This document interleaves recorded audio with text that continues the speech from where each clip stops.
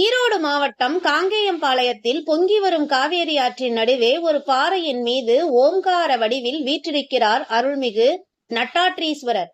இந்த ஆலயத்தின் ஒவ்வொரு அம்சமும் ஆச்சரியம் அளிக்கக்கூடியது.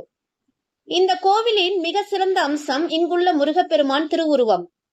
பொதுவாக முருகன் நின்ற கோலத்திலோ அல்லது மயில் வாகனத்திலோ தான் காட்சி தருவார். ஆனால் இங்கு வலது காலை முன்வைத்தும் இடது காலை பின்வைத்தும் நடப்பது போன்ற பாவனையில் காட்சி தருகிறார். அகஸ்திய முனிவர் சிவனை தரிசிக்க வந்தபோது அவரை வரவேற்க முருகன் இவ்வாறு முன்னடந்து வந்ததாக புராணங்கள் கூறுகின்றன. மற்றொரு சிறப்பு, முருகப்பெருமானின் இடது கையில் கிளி இருப்பது. இது மிகவும் அபூர்வமான கோலமாகும்.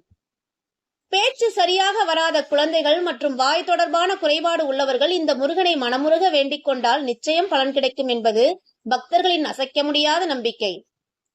கோவில் பாறையின் மீது வளரும் தலவிருட்சமான அத்திமரம் பல நூற்றாண்டுகள் பழமையானது.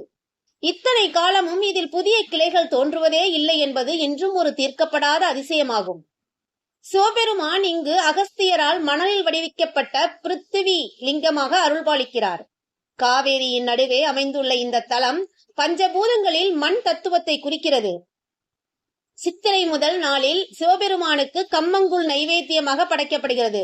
இது இங்கு மட்டுமே நடக்கும் ஒரு தனி சிறப்பு.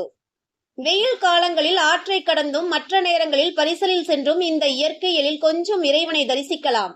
வாழ்நாளில் ஒரு முறையாவது தரிசிக்க வேண்டிய தலம் இது.